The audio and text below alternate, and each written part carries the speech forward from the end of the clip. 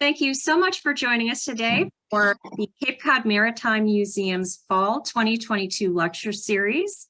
We're very happy to have you with us today. I'm Mary Everett Patriquin, the museum's Public Programs Coordinator, and behind the scenes making all the technological wizardry happen is, as always, our Executive Director, Elizabeth York. We have a very special lecture planned for you today.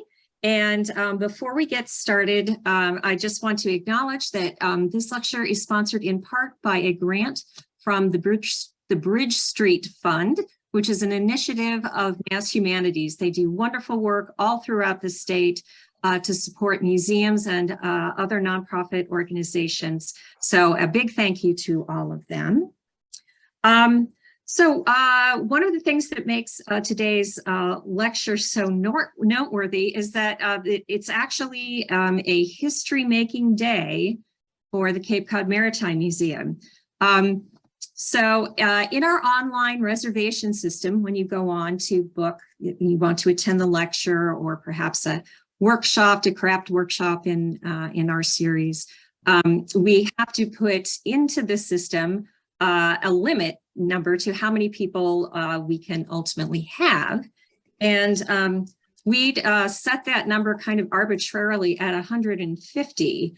This was back a couple years ago.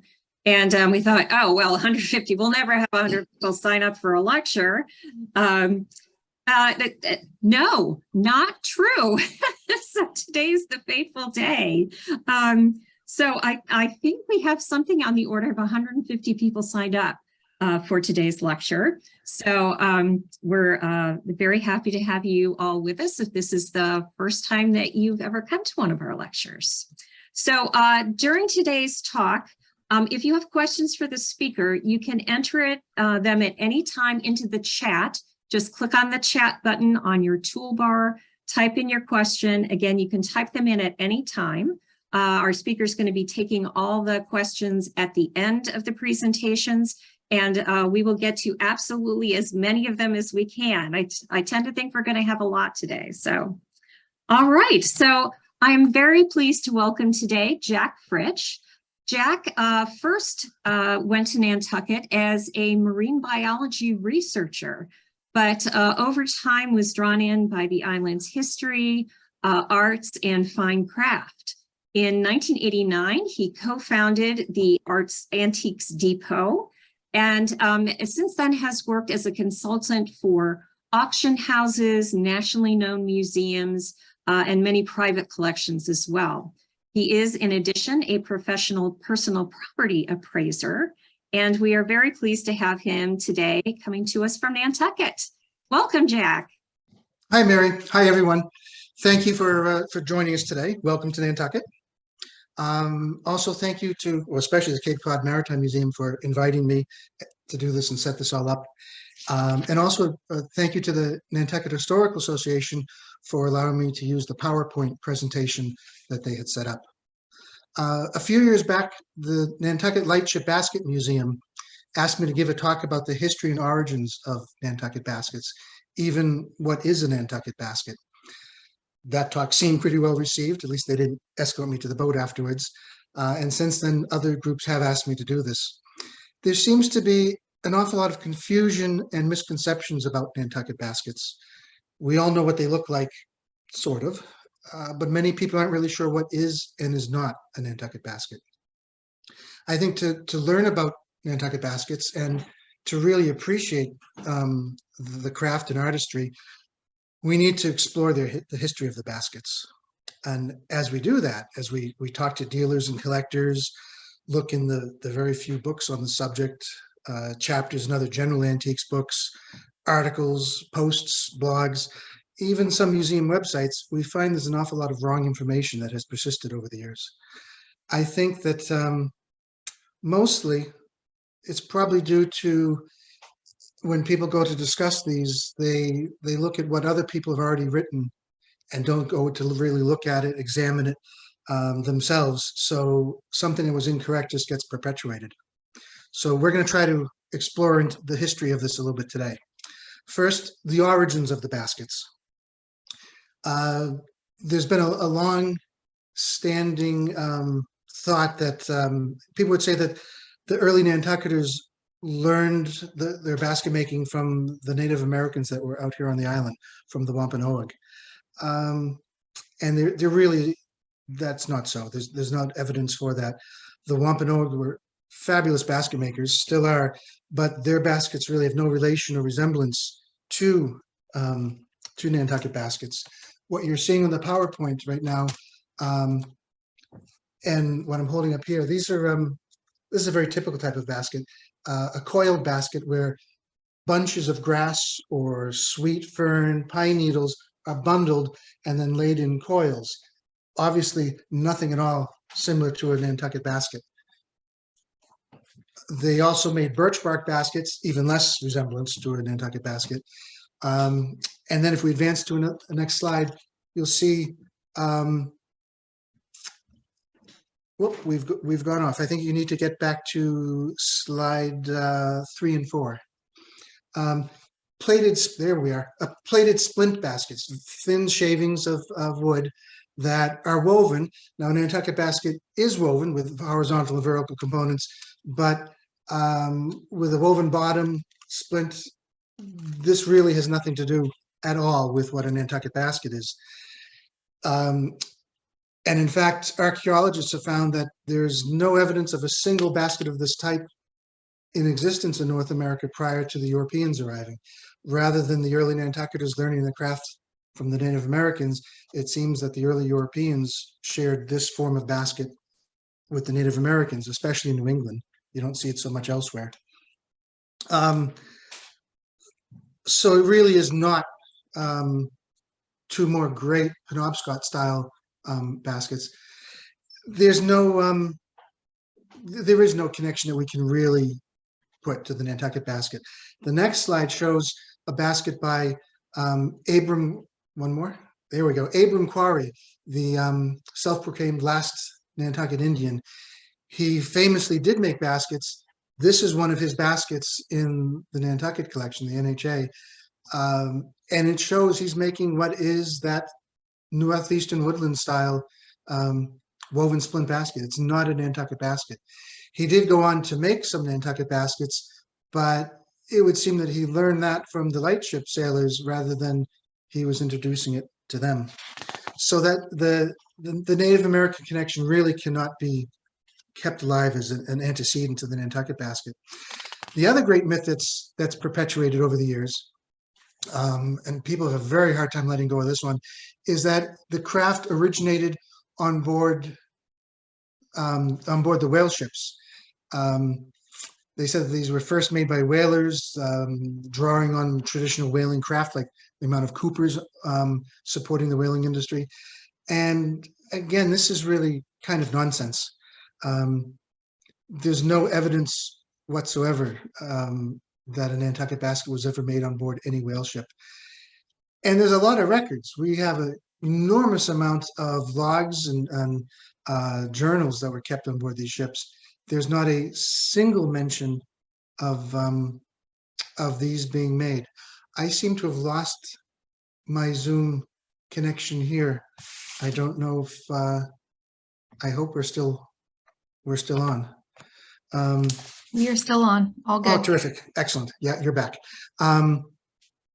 We do know what sailors were doing on board those whale ships. This slide shows that excellently. Whalers were prolific folk artists. We know what they made. There's examples of it. It's in their logbooks. We know all about it. It's not Nantucket baskets. They just didn't do it.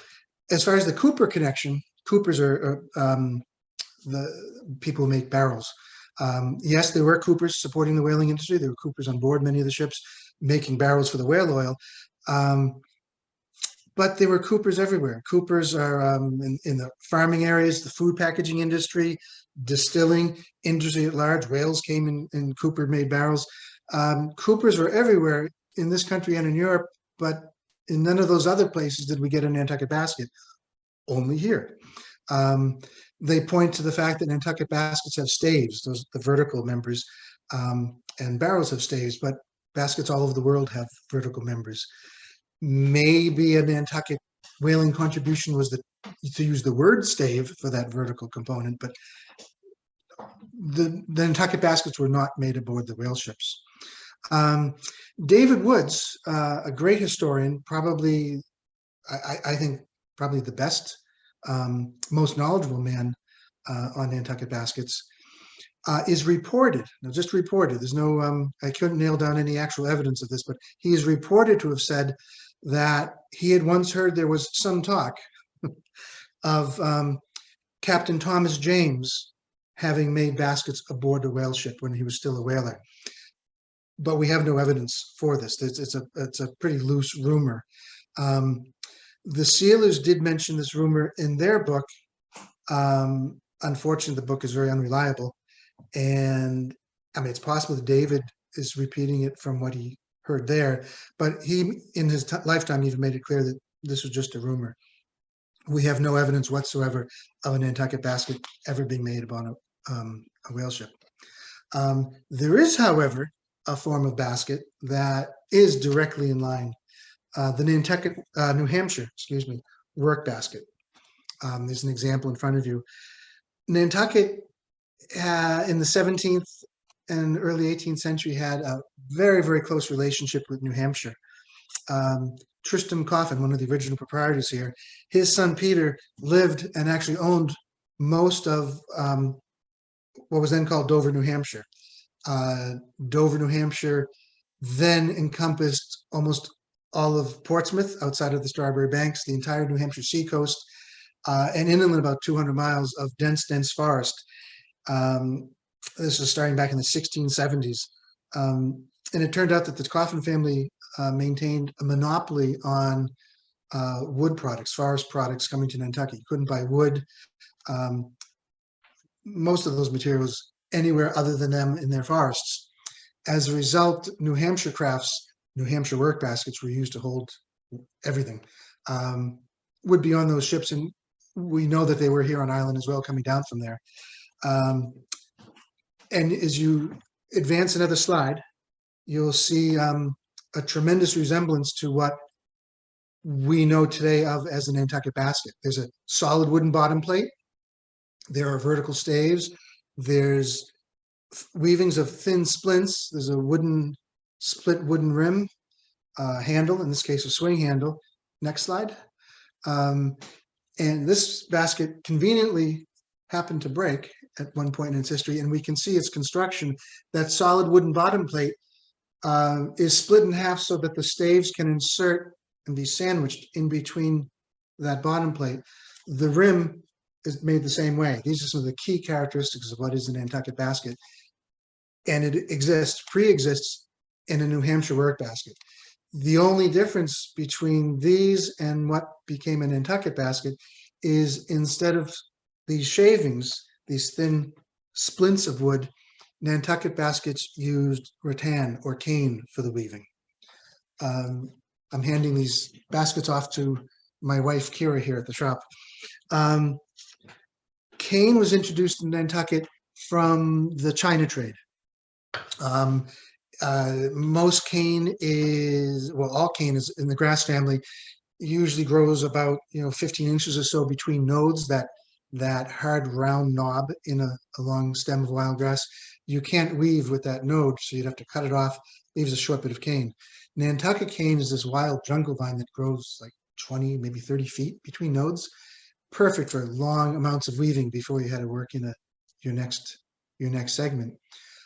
It came here because it was the first Excelsior. It was like the styrofoam peanuts and popcorns of its day.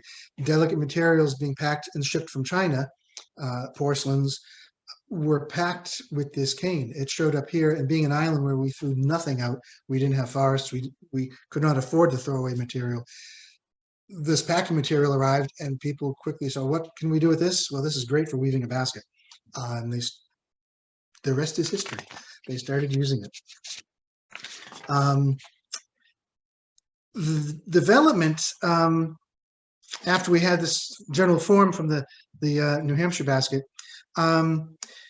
there does seem that perhaps a very small amount of baskets perhaps were made on the island, on land, prior to the lightships. Captain Thomas James, who is generally considered to be the very first maker of a Nantucket basket, is rumored to have made a couple on board land before he served on the lightships. Roland Folger was another. We know that he was making some on land prior to the lightships. Now, both of these people possibly, well, no, there's no connection to them doing it on board whale ships. I won't get into that. So it was starting on Nantucket, but it wasn't until the lightship period itself that the art really proliferated and took off. Nantucket is a small offshore island surrounded by very shallow shoal water. Major shipping lanes into both New York and Boston harbors go right over our shoal water. Can't have a lighthouse offshore, so we had lightships moored. This is a great photograph of a very early wooden lightship. This one, they were first commissioned by Congress in 1819. First one was built in 1820. This is probably around 1850s or so, mid-century here, that this wooden lightship was being built. I love how it's even labeled as bow lightship. So that was in 1820, the very first one. By 1849, the first one came to Nantucket waters.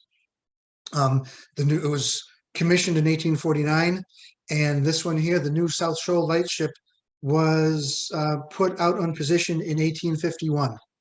And we know or believe that the first Nantucket baskets, first Nantucket lightship baskets started appearing about 1853, the early 1850s. So it's almost immediate after these lightships coming into place. Lightships were the perfect place for this craft to go on, unlike naval vessels where sailors were kept busy constantly all day long. The merchant clippers were very busy, all sail on, racing to get there as quickly as possible. On board a lightship, you weren't going anywhere. You were just moored there. We believe it was 3 weeks on, 3 or 4 days off a sailor served. So that's an awful lot of time just sitting there, keeping the brash shiny and making sure the lamps don't go out. A lot of time on their hands. They started weaving baskets. And as I mentioned, we believe that Captain James, this is the lovely Captain James basket, was the first to make a basket on board the South Shoal lightship. This is a lovely one by him, a little swing handle basket. Beautiful quality basket and survived in great condition. This is by Captain James. Once he started making it and could bring it would kill time, he could bring it ashore, sell it, get a little extra money. We occasionally see old baskets with their original price of like 60 cents, $1.20. The other sailors on board quickly started copying him, thinking it was a brilliant idea. It spread to at least the Cross Rips lightship. This is another beautiful little Thomas James basket we had last year.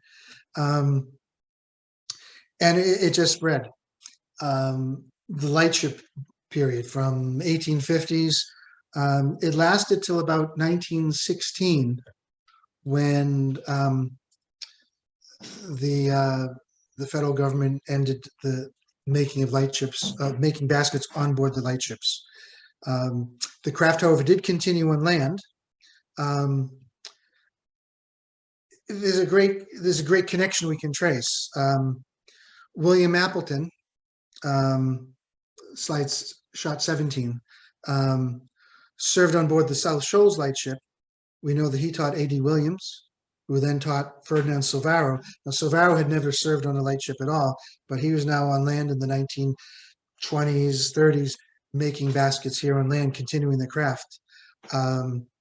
Charles Ray, very early maker, slide 19, also serving on board a lightship, taught his grandson, Mitchie Ray, who is a very important maker in that, back one, Mitchie Ray's 20.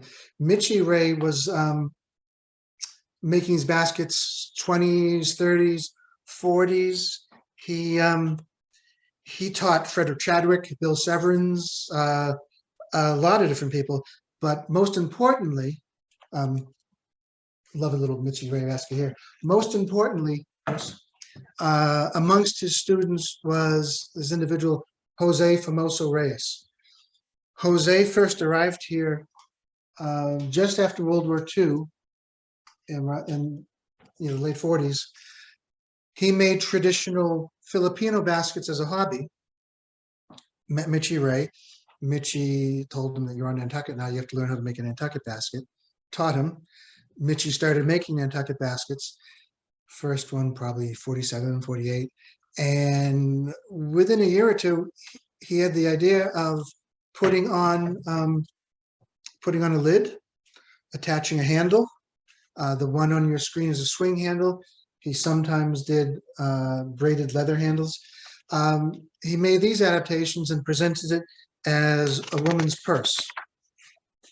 Now, he's generally credited as having invented the purse. That's not really true. Or the form of a covered basket with handles. We can see in slide 22, Mitchie Ray made a basket that meets that criteria. A.D. Williams, Charles Ray in slides 23 also made these covered baskets. So to be really accurate, Reyes, rather than inventing the form, was the first to really promote them and market them as a purse. He was more a marketer than an inventor, but it was brilliantly done, caught on immediately. They sold well, people absolutely loved them. Within a couple of years, other people started following him. Stevie Gibbs, Sherwin Boyer started making them within a couple of years. John Kitla, a little bit more after that. And then, the rest is really history. It just kept going. It continues to today. In the early 80s, there were 32, 33, somewhere in that, people making a living full-time, continuing to make these baskets here on island. Today, unfortunately, it is shrinking. There's maybe 8 or so people still doing this full-time, but the craft has survived, proliferated, and has exploded in variety. The first baskets were round open baskets. A.D. Williams or possibly Appleton. Between the two of them, Appleton taught Williams. Between the two of them, they started making ovals, more difficult to make, but people found them much more pleasing. Reyes also explored different forms. He made creel-shaped baskets. The little one I held up earlier is a creel shape.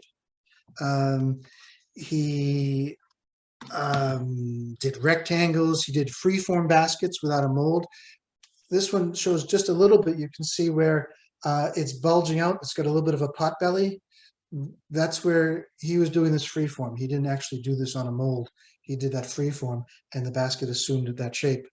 In recent years, people have made molds specifically to make that shape. He did it just by free weaving.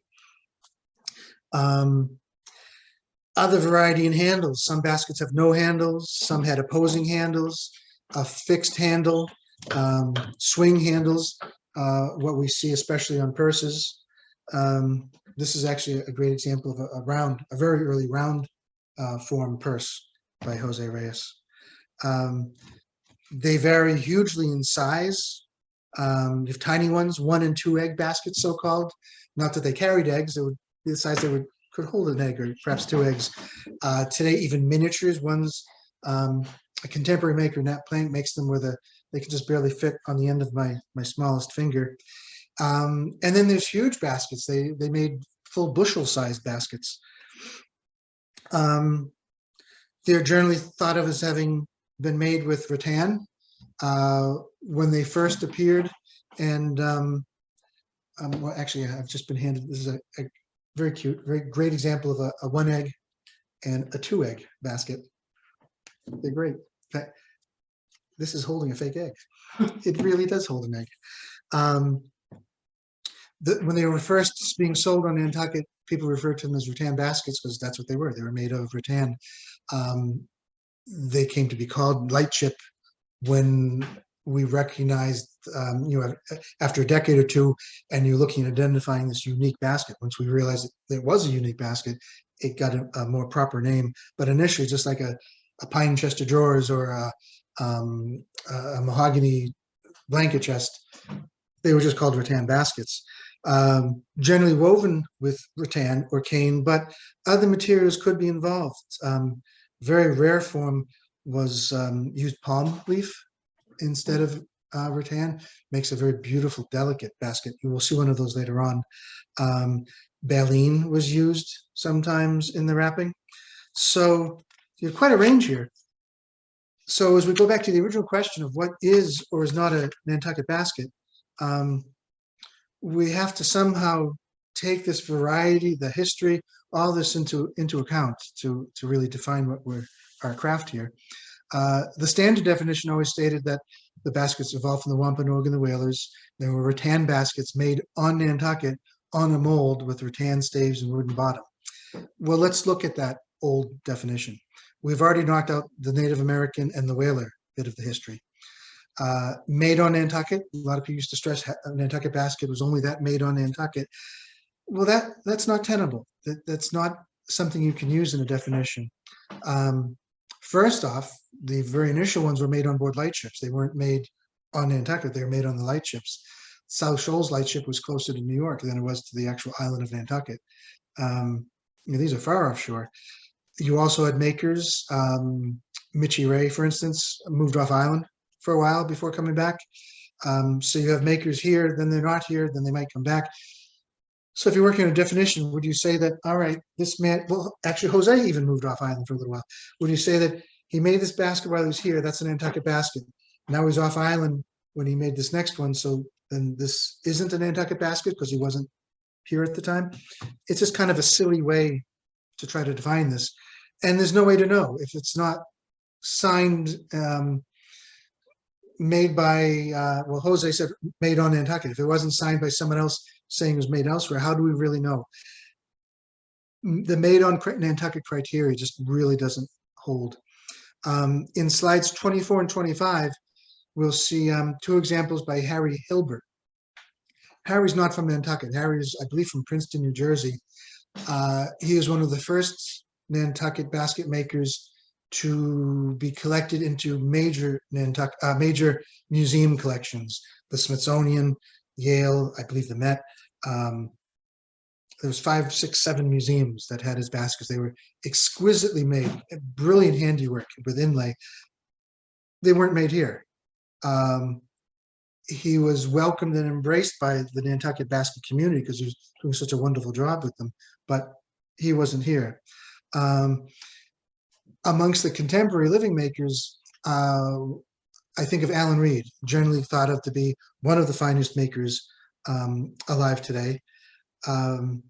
He has pretty much retired. He's moved off island. I hear that he succumbs to the lure every now and then he will make a basket. Now these are some of the best, finest baskets ever made. So they were Nantucket baskets while he was still here, but now that he's in Barnstable, they would be considered not. I think I've made my point. You see that criteria is kind of silly. Another part of the definition, or a part of the construction, it's for sure, is solid wooden base and rim split to receive the staves. Yes, absolutely. In rim, slide 27, you see a close-up of a rim shot, as it were, showing how that stave inserts. That is key. You will find that in all Nantucket baskets. And it's something that you don't find in other baskets. Woven on a mold. Could you pass me that mold? That's always been in the normal standard definition. This is a basket mold.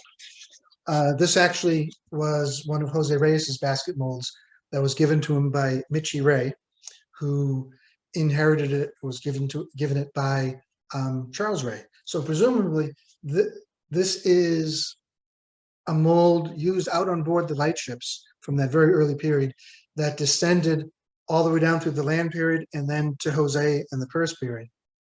So a pretty important artifact of itself, but a solid wooden block that would have the staves, the bottom plate bolted to the top, staves inserted and held down while it's being woven in that form. It's considered, has always been considered a pretty standard part of the definition, but it's not necessarily so, because as we've seen, Jose Reyes did do freeform baskets. I think other makers did as well. But also, a Nantucket basket would not be the only basket made on a mold. It's not a exclusive characteristic that makes it a Nantucket basket. The Shakers, for instance, great basket makers, made an entirely different type of basket, but they made their baskets on molds similar to that. So that mold part, a little dodgy. Rattan staves was part of the original definition. Not at all. Rattan staves are common, but Stevie Gibbs and many others used oak, much stronger, more firm. These days, I believe most people would use oak or another wood rather than rattan.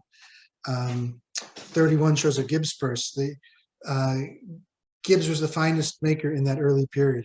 His baskets, you could almost stand on them, in large part due to those oak staves. Just a very solid, rigid, precisely made basket. He approached it like he was making a cabinet. I believe he was a cabinet maker. So the rattan staves, usually we can say, but it has to be accepted as just usually, not ironclad. Rattan for weavers, yes, very much in most cases, usually, but again, I mentioned earlier those palm weaves. Slide 32 shows one of those palm leaf baskets. It's a Nantucket basket in all other respects. It is a Nantucket basket, but made palm fronds have been brought back by sailors, and someone thought they'd use that instead of rattan. It made a beautiful, delicate basket, but that's so rare that rather than being a defining criteria, I think we could look at palm or baleen as exceptions, as rare exceptions rather than a criteria. Before we end, we have to look at, in that range, there's some pretty strange, great oddball baskets that don't fit anyone's normal picture of what a Nantucket basket would look like, but they're Nantucket baskets. In slide 33, this is a church offering basket that was made by Jose Reyes. It's a Nantucket basket made by Jose here on Nantucket, made in all respects like a Nantucket basket, but its form is completely off the wall compared to what we normally think of. 34, similar, is an alms basket of different form.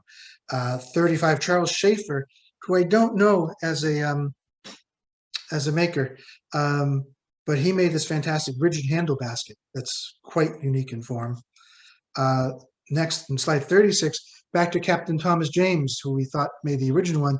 This is a compote form he made where it's like a double. There's a basket woven inside the basket, but it's an integral attached part of that basket. That's a wild thing to try to include in our definitions here. 37 is maybe one of the rarest forms, and it became dubbed the lollipop basket. It's a Nantucket basket made in all respects just like a Nantucket basket, but the staves, instead of being cut off at the rim, as is almost always the case, were allowed to extend up past the rim and then cut off in a round form, thus the lollipop. In some even more rare cases, instead of round, it would put in a heart form. But it got dubbed the lollipop basket. There's been a fair number of those that have come onto the market over the years, and geez, they've hit enormous prices. I think we're up in the like 80, 90, 100,000 area on some of those. Even more rare, and I would argue perhaps the most rare of all, what I've dubbed the double lollipop basket. It's just like that lollipop basket with the staves extended up past the rim and carved into the round form. But here beneath the rim, they've also been carved out to form another lollipop, another round surface, so a double lollipop. Have no idea who made these. 3 of them that I'm aware of have surfaced. The very first one I met is in a private collection here on island. They purchased it in 1970 or 71 from one of the top antique shops on island, but there was no record of who had made it. And as I said, 2 others one being this very sweet little one, have also turned up over the years. And since then, I've actually found one that would have to be called a triple lollipop. There's 2 cutouts. Crazy. Wonderful to see. So where we end up with all this, that gives you a great overview of how these developed, where they came from. To come up with a working practical definition, to get back to our very first, the start of the talk, we have to take all this into account. The criteria have to be discernible. It has to be something you can actually tell, unlike where was the person when they made it. So it really has to be based on what you see in front of you, on its form and method of construction. And that definition also has to be loose enough to allow for this really exciting, thrilling variety that we see. So I would suggest, at the risk of going out on a limb, my definition: Nantucket baskets evolved from the New Hampshire work basket, were first made on the Nantucket Lightships and Island, have a solid wooden bottom and solid rim, both split to receive rigid staves, with typically cane weavers, and usually made on a mold. That's my story, and I'm sticking with it. Thank you for putting up with me here. And now, if you like, we can go to questions. I have a blank screen. I don't see anything. Thank you so much, Jeff. All right, hang on. And I just want to get over into the chat here and see. A question: what types of wood were the molds made of, for the most part? Good question. I would think generally pine. A softwood is very easy to carve. So I would think generally pine. However, remember, we are a small offshore island. Wood is in very short supply. We didn't have big trees with big logs, so they would use whatever came to hand. We see in houses here, some of the really old houses, you go into the basement, you see parts of shipwrecks, ship's knees forming part of the braces for the floor. Nantucketers saved and reused everything. They couldn't afford not to. So whatever wood was on hand, they would use, even though, oak or something like that would be a tougher thing to carve into a mold. They would use whatever, but I think mostly pine. All righty. Another question: who among the more contemporary Nantucket basket makers do you see rising to a collectible level? That's an interesting question. Of the people making them on Nantucket, I would say all of them, and truthfully. It is it's a fine craft. It's a very much a beautiful established form of folk art. All are inherently collectible. Some people, Alan Reed, Michael Caine come immediately to mind. Nat Plank was working with him.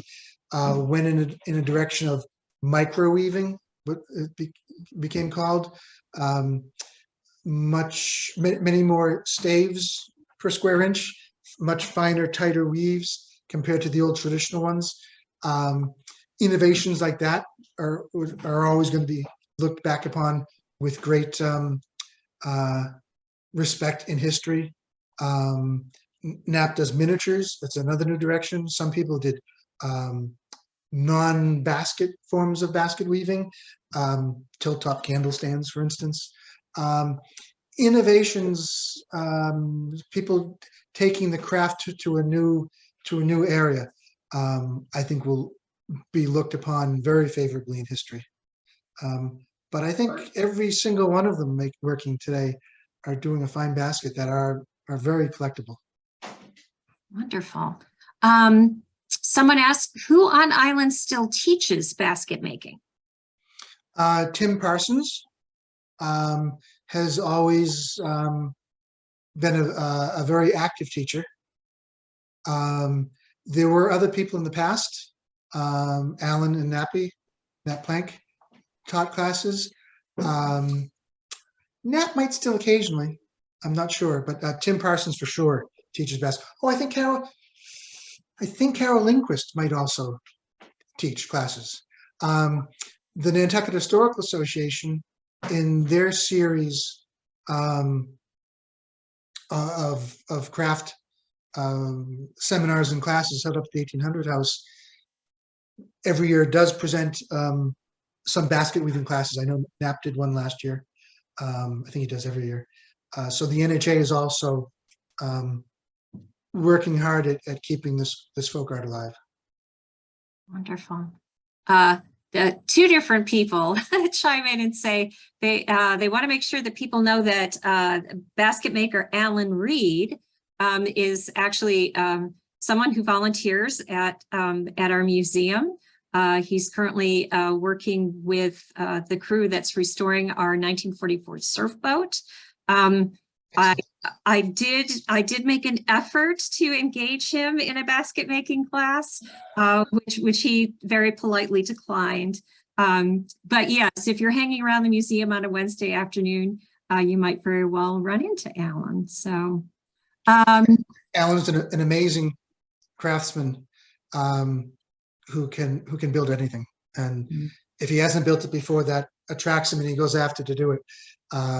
So yeah, he'd be a natural to be involved in the restoration as you described. An amazing man.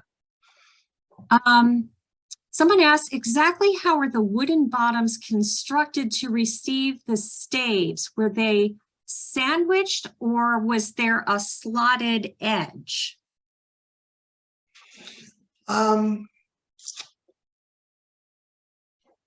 Well, it's almost the same. I think I know what they mean. I would suspect that's a good question for a basket maker, for Alan, to answer that. If I was doing it, and I'm not a craftsman like that, I would make my bottom plate, split it in half, and then put it back together, leaving a gap to receive. To get in thinly and cut. I guess you could do it that way too. It could be done either way. Those old New Hampshire baskets seem to be split entirely in half and then sandwiched. But perhaps the more modern, tighter makers like Gibbs, people like that, they maybe prefer just a slight little incision, enough for the tip of the stave to insert. Could be done either way. It's a great question to ask some of these very talented people that actually make the baskets. I don't know. That's certainly a question that I'll be asking myself the next time I'm talking to them. I like that question. Someone says, thanks very much. Fascinating and fun to learn about this. They ask, is there a good book on the topic you could recommend? No. Unfortunately, there aren't. And yes, starting from back at the Lightship Basket Museum, people keep hounding me, write a book. So I am working on one. But there actually is not a good book. The first book on Nantucket baskets was by the Sealers. And unfortunately, it has a lot of inaccuracies in it that have been perpetuated over the years. So it's a very unreliable book. Martha Lawrence, I believe her name, did a book that I think is probably the best of them, but it's really more on how to make baskets. It's a craftsman's guide. She has a section on the history, so there's some information there, but it doesn't go that in depth on that part. And there are some other ones. One of the basket makers back in the 70s wrote a book called The History of Nantucket Baskets. It was really a history of his baskets. And you made no attempt to really be inclusive. It really just pushed his baskets. It was a brilliant marketing ploy that worked. His baskets leapt in value overnight once that book came out. But unfortunately, no, there isn't. The Carpenters and the Decorative Arts and Crafts of Nantucket include a chapter, or at least part of a chapter. But there's not, unfortunately, a book just on Nantucket baskets that's really good, inclusive and reliable. All right. Yeah. So everyone stay tuned for Jack's book when that comes out. Okay. When did nails or rivets first appear on Nantucket baskets? Very early. The very earliest, I'm looking if I have one out here. The very, very earliest Nantucket baskets, so 1850s into 60s, would have a carved sort of hook form of ear that's entrapped underneath the weave. Even earlier, actually, the ear was a stave. It went right into the bottom plate and the handle was directly attached to that. But in the certainly 1870s, I think even in the 60s, you start seeing the metal rivets. Yeah, here's a very early basket from the 1860s, and the ear is a stave all the way to the bottom, and it's still attached by a rivet. I don't think there's really any way around that rivet. Now that I think of it, Taconic baskets, which superficially resemble a Nantucket basket, use a carved wooden loop that connects into another carved wooden loop. But Nantucket baskets, off the top of my head, I can't think of a case where there isn't a rivet. Later on, the very fancy ones, and certainly in purses, we know of the knobs made of whale tooth or whalebone, but that's just a decorative knob. It's still attached with a metal pin or rivet through there. So I'm meandering in my answer here, but I would say that's a trait that existed right from the start with Nantucket baskets. All right. Someone else, thank you so much for all this wonderful history. Could you please comment on how you see the future of Nantucket baskets? And I might just add on to that, how you see it not just on Nantucket or its environs versus globally. And it is truly global.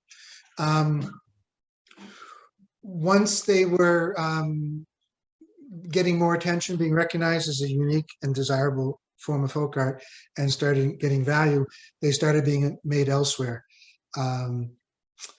There's baskets that are signed Barlow and Farnham.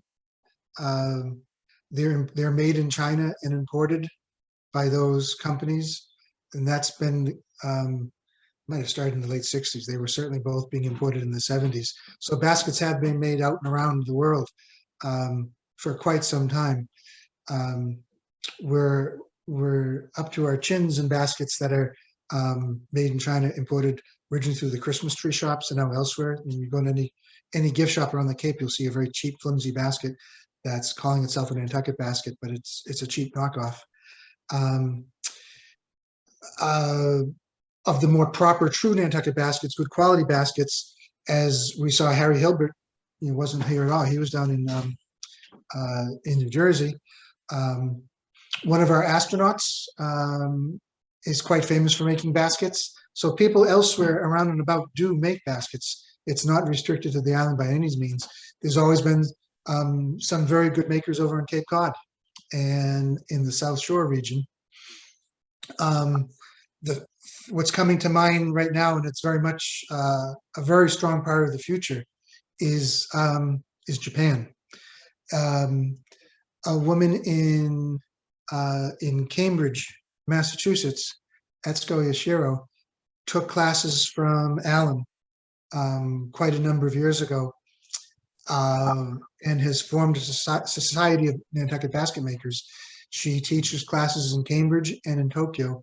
And last time I spoke to her, I believe there's about 2,000 members of her society that are devoted to Nantucket baskets. And the basket they make is unbelievable. It's so precise, so perfect. They're carrying this art forward brilliantly.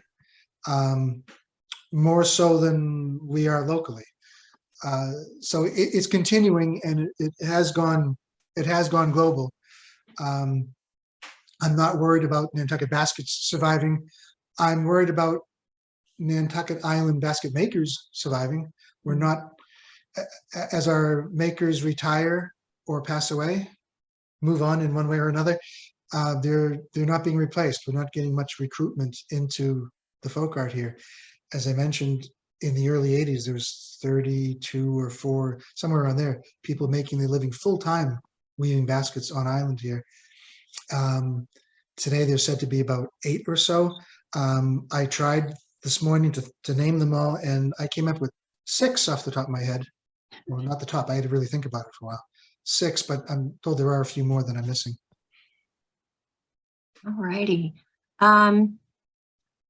If you think you have an old basket, who is the expert? I think what they're asking is, who would you go to have it verified as old or not old?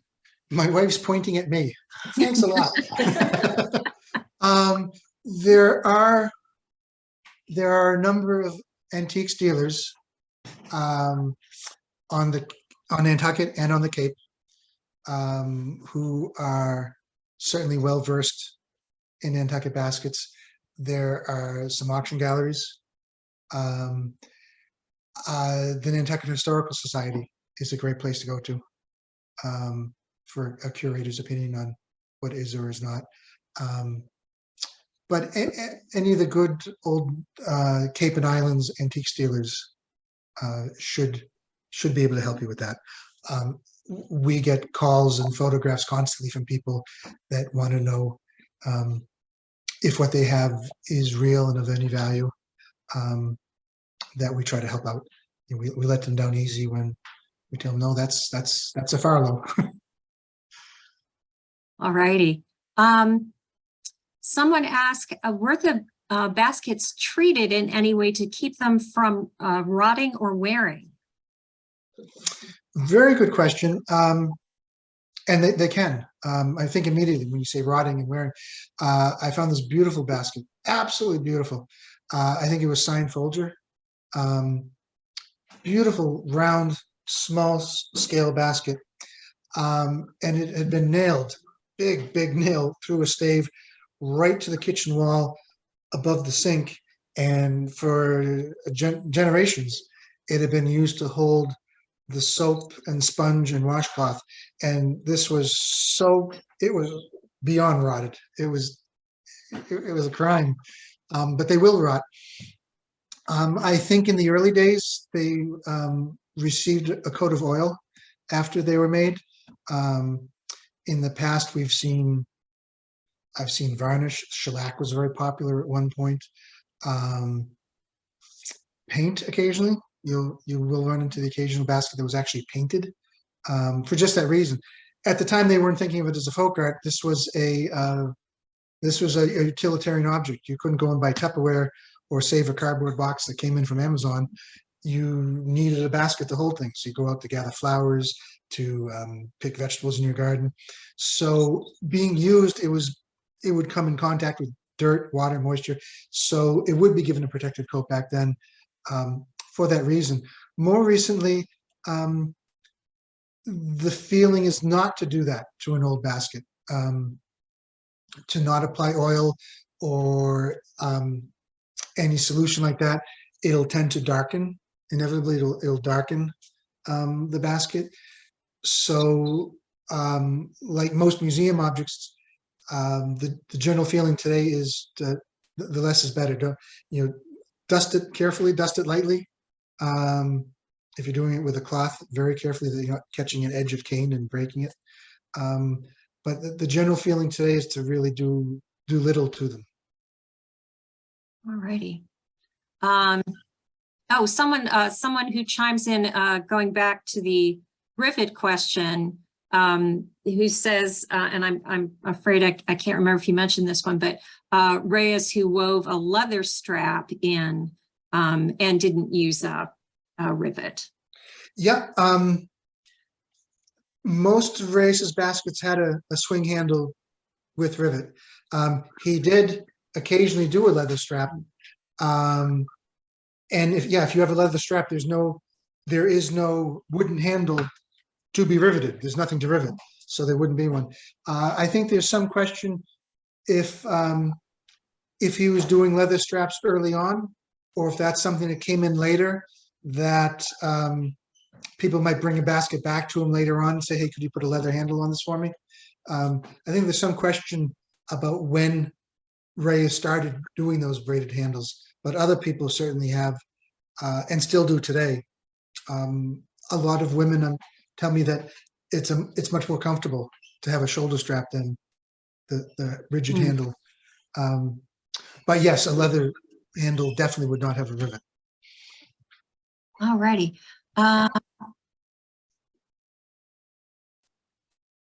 So someone who writes, I have a Paul Whitten Nantucket basket dated 1972 that I purchased at an auction. Can you tell me a little about the reputation and or value of his baskets?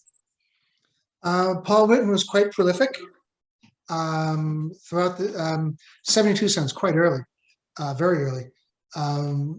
I think of most of his work at the very end of the 70s into the 80s.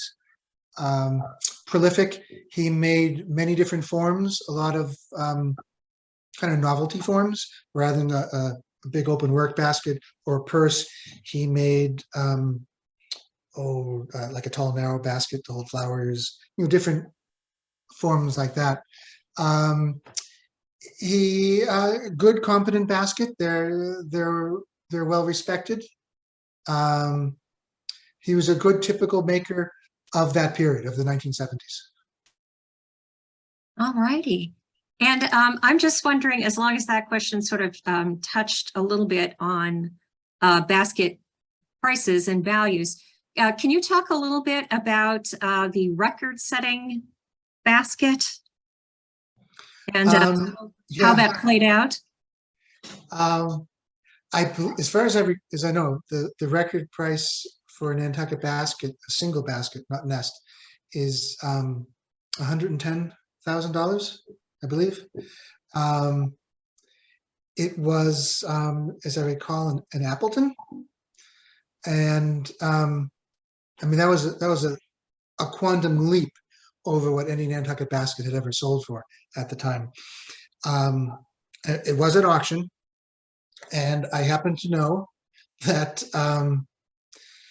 two very wealthy individuals who very much disliked each other were both bidding on this basket. They each hired a dealer to do their bidding for them, so they could stay off-site, anonymous in the background. They each hired a dealer, a very prominent, nationally known dealers. Those two dealers were not fond of each other either, quite the contrary.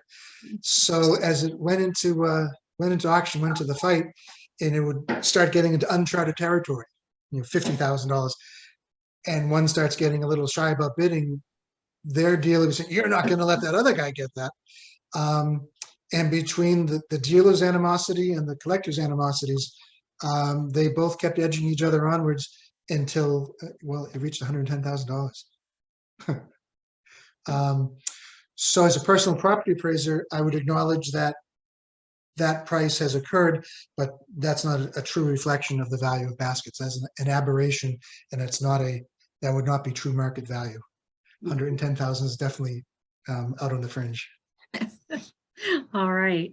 Well, I think we're going to leave it there. Thank you so much, Jack. This is just a really interesting overview and some fascinating details about something which seems like it should be a simple, easy to find topic and is not.